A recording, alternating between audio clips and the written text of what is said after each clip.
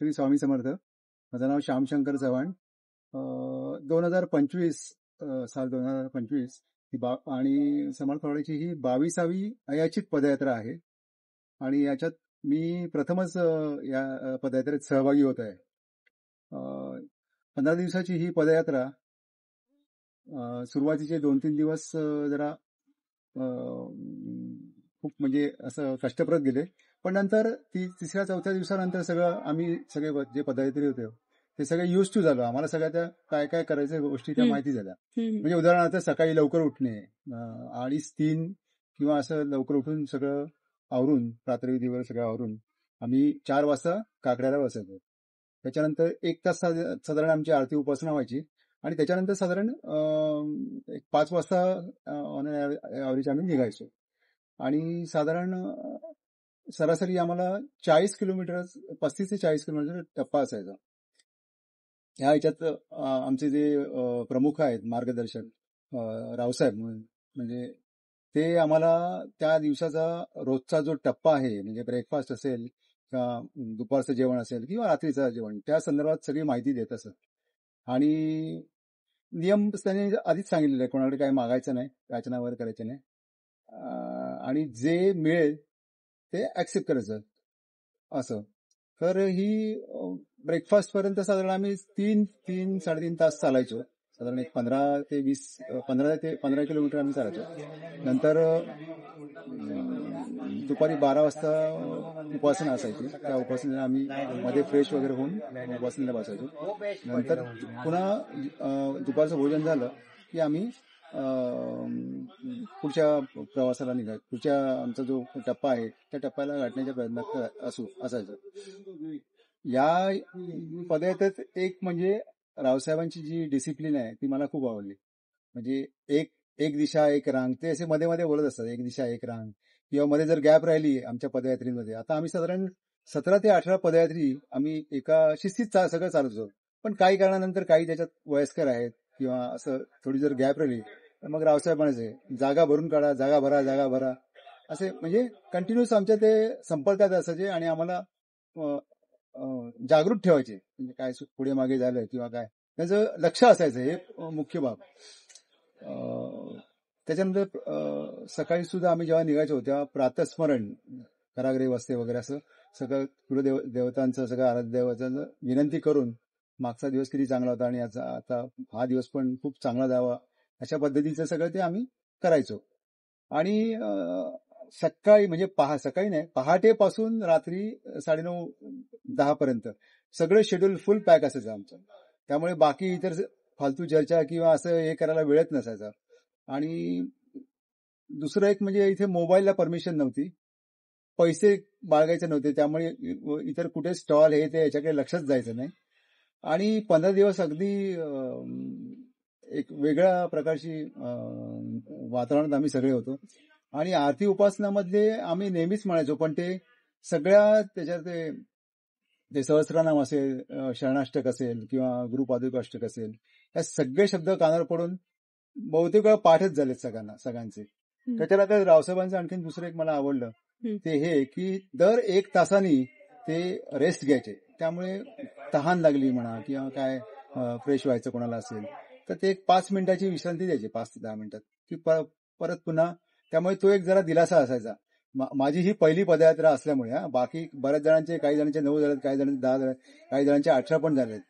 आणि माझे आदर्श, मी आमच्या पदयात्रेचे पवार काका म्हणून होते, तर त्यांचं वय 75 आहे आणि simply great. If there is will there is a way असं म्हणतात ना, ते मी त्यांच्याकडे बघून मला खूप बरं वाटलं. आणि ते फार कमी बोलतात, मितभाषी मी तर म्हणेन. आणि पदयात्रा चालू असताना सतत त्यांचं नामस्मरण चालू असतं आणि अगदी टकाटक चालतात. म्हणजे एवढं 75 वय असून खूप छान चालतात. तर त्यांच्याकडून हे घेण्यासारखं आहे. काही जण म्हणतात, तरुण जे असतात ते म्हणतात त्या पदयात्रा एवढी अमकं दमकं, त्यांना सगळ्या फॅसिलिटी असतात. तर असं काही नाही आहे. तर आपण जर ठरवलं तर ते करू शकतो, होऊ शकतं. आणि या सगळ्यांना आपले सद्गुरू ब्रह्मावधूत स्वामी सुमंताश्रमींचा आशीर्वाद आहेच, शिवाय स्वामी माऊली देखील आहे. आणि अशा प्रकारे खूप छान, म्हणजे हे जे 15 दिवस असतात ना, म्हणजे 365 वर्षातले 365 दिवसातले हे जर 15 दिवस काढले, बाजूला केले, तर 350 दिवसा उरलेले जे 350 दिवस आहेत, त्या ह्या 15 दिवसात जे आपण नामस्मरण करतो त्याचा जो रिचार्ज म्हणूया थोडक्यात, तो 350 दिवसात आता पुरेसा आहे असं मला वाटतं. तेव्हा प्रत्येकाने ही आयुष्यात आपल्या किमान एकदा तरी ही अयाचित पदयात्रा करावी. स्वामी दुसरं एक ही अयाचित पदयात्रा ज्यांनी सुरू केली म्हणजे फाउंडर किंवा सर्वे सर्वा म्हणू आपण, ते आपले सद्गुरू ब्रह्मावधूत स्वामी सुमंत आश्रमजी महाराज यांनी 1986 साली जी गुरुचरित्राची जे अनेक पारायणं केली, त्या पारायणं केल्यानंतर त्यांना असं जाणवलं की आपल्याला अक्कलकोटला गेलं पाहिजे आणि म्हणून त्यांनी अक्कलकोटला पायी जायचं ठरवलं आणि ते सुद्धा अयाचित, म्हणजे कोणाकडे याचना न करता आणि पैसे जवळ बाळगायचे नाहीत अशा तऱ्हेने त्यांनी ते गेले. आणि त्यांच्या सुविद्या पत्नी सौ विद्याताई आठले यांनी सुद्धा मग आपल्या हिंदू रिवाजाप्रमाणे त्यांना औक्षण वगैरे करून तिथे शुभास्त पांथस म्हणतात तसं त्याप्रमाणे त्यांना ते हे केलं. आणि पहिल्या दिवशी ते कर्जत सोडल्यानंतर काही मागायचं नाही, त्यामुळे प्रश्नच येत नव्हता. त्यामुळे जेव्हा त्यांना तहान वगैरे अशी लागली तेव्हा जवळपासचे हापसे असायचे, तिथे ते पाणी प्यायचे. आणि मानकिवली जवळ अंजुरुण म्हणून जे गाव आहे तिथे एक छोटंसं देऊळ होतं. त्या देवळाचे काय म्हणतात मठाधिपती किंवा जे कोणी बघणारे असतील ते रसाळ म्हणून होते, रसाळ. तर त्यांनी तिथे ते जाऊन बसले, त्यांना असं चक्कर आल्यासारखी वाटली किंवा मला मे बी डिहायड्रेशन वगैरे झालं असेल. तर तिथे बसल्यानंतर त्यांनी चौकशी केली. बरं हे जे गेले ते सर जे निघाले सुमंताश्री महाराज, ते कुठल्याही त्यांच्या पाठीवर बॅनर नव्हता की बाबा अयाचित पदयात्रा किंवा हल्ली जे वेगवेगळे हे असतात प्रसिद्धीची माध्यम असतात तसं काही नव्हतं. त्यामुळे ते चक्कर आल्यानंतर त्या देवळात थोडे विश्रांती करता थांबले आणि मग त्या रसाळ्याने यांची चौकशी केली. तेव्हा यांनी सांगितलं मी अशी पदयात्रा करते आणि माझ्या पदयात्रेचा नियम आहे की कोणाकडे काही मागायचं नाही आणि समजा जे दिलं त्याला नाही म्हणायचं नाही. तर अशा तऱ्हेने पहिला मुक्काम त्यांचा म्हणजे जे तेव्हा रसाळ्याने सांगितलं की नाही तुम्ही प्रसाद घेतल्याशिवाय जायचं नाही. त्यांना चांगली ट्रीटमेंट दिली त्यांनी आणि अशा तऱ्हेने त्यांनी मग पुढचा प्रवास सुरू केला.